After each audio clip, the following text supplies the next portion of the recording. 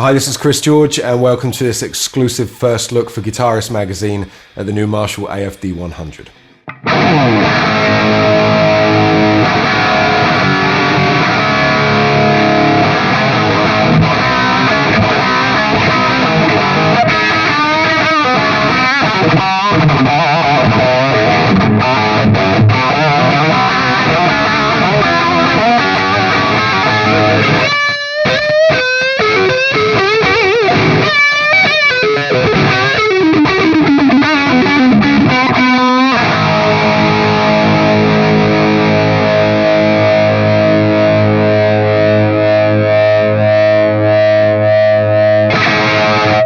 Okay, so the Marshall AFD100 is a collaboration once again between Marshall Amps and Slash. At NAMM 2010, we announced that we would be striving to recreate the sound of the Appetite for Destruction album, quite a sought-after guitar tone, and the actual amp that he used was surrounded in quite a lot of mystery as well.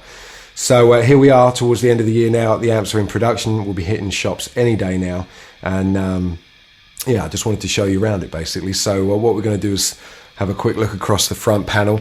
Although it looks essentially standard Marshall issue with a presence, bass, middle, treble, master and gain, you've also got this added power control just at the beginning there on the left hand side, which we'll look at in more detail in just a minute.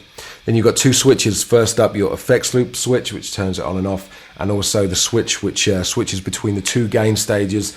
The lower gain is called number 34, which is based on Slash's post-Appetite crunch sound, and then the AFD sound itself, which is more filled and a bit more gain and bottom end and stuff like that. So the power control thing is very cool. It's inbuilt power attenuation into the amp. So when you've got the power control all the way maxed out, you're running a full 100 watts. When it's all the way down to its minimum point, you're running 0.1 of a watt. So the amp makes a great practice amp as well. Other cool features on this amp are the fact that it's self-biasing, so if you want to switch out valves, it makes it very easy to do. There's 4 valve indicator lights on the back which will glow up red if there's a problem with any of the output valves. And also the effects loop control. If you're not actually using the effects loop, the effects mix can be used as an extra volume control as well. So when that's on maximum, you get an extra 10 dB jump for solos, or you can play around with it, bring that down if you want lower than the actual amp's volume to set a rhythm sound, and you can mess around with it and control that from the foot switch as well. So it's very cool. So the way I've got this set up is pretty much everything on 7. I've got the master volume and gain a little bit higher on about 3/4, and this is the number 34 sound.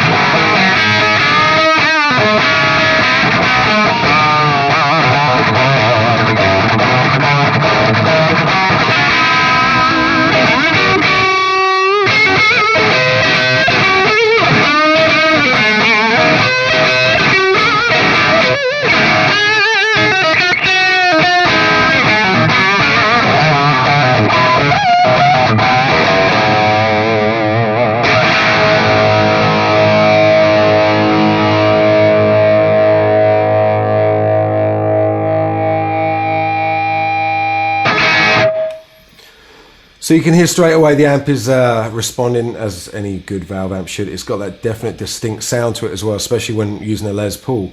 But the great thing is for me sitting here and the guys in this room as well is that it's not very loud, which is great because I've got the power back on just over 1/4, and the output valves are obviously doing what they need to do anyway. So that's very cool.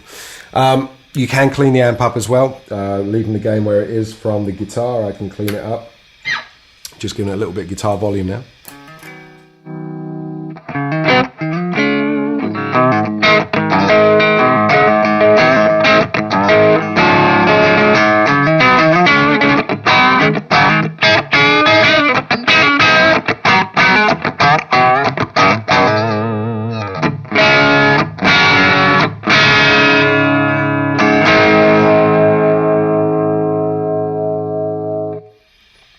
You can also, if you wanted to, obviously reduce the amount of gain while you're playing for that channel to get a good clean sound as well. But primarily the objective of this amp was to get some good dirty sounds out of it.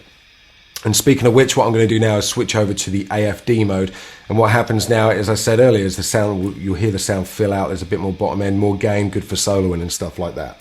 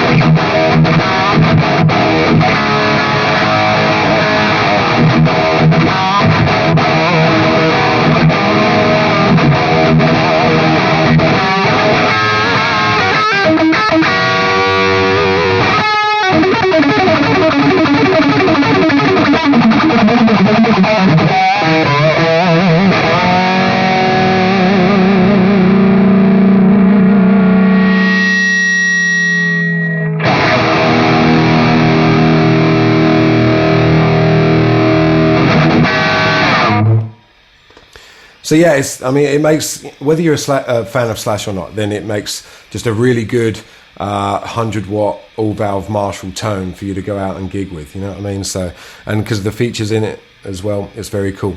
Powered by 6550 valves as standard, but as I said earlier, you can put your own valves of choice in there because it's very straightforward with the self-biasing thing going on in there. So that's about it. For more information, check out more at Guitarist Magazine or head to marshallamps.com.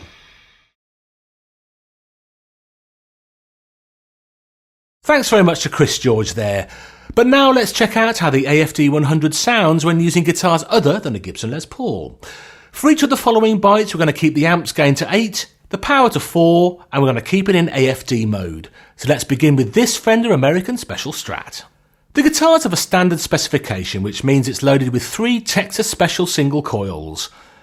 We're going to start with the bridge pickup before flicking to the neck pickup halfway through.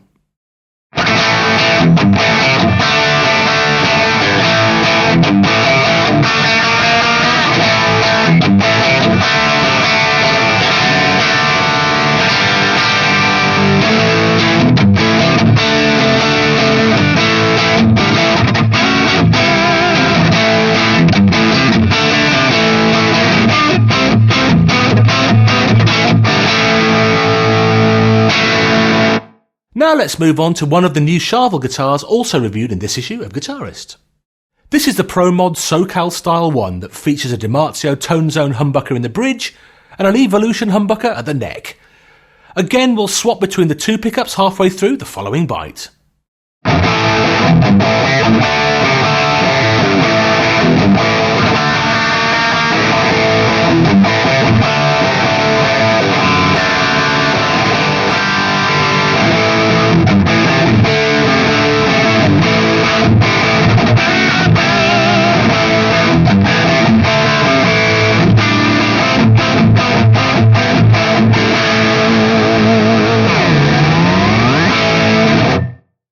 Now onto a guitar that's loaded with one of today's most powerful pickups. This is one of our Bitzer guitars and it features a chrome EMG 81 active humbucker. This pickup is often used to obtain crushing metal tones, so here's how it sounds through the AFD100.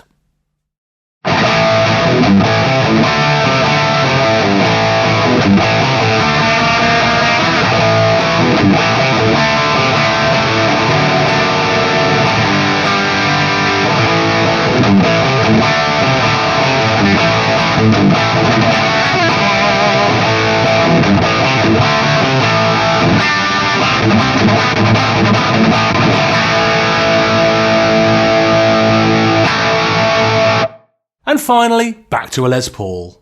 This particular example is loaded with a Seymour Duncan Custom Shop 78 humbucker, and it's not a million miles away from the look of Slash's original Appetite guitar, which, as legend has it, wasn't a Gibson anyway.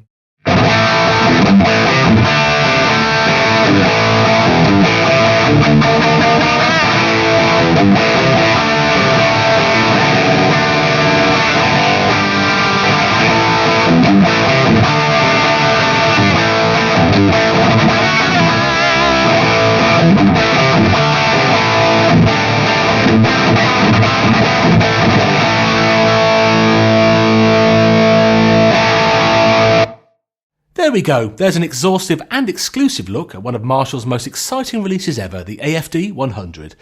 For more, make sure you check out the review in this month's magazine or go straight to marshallamplification.com.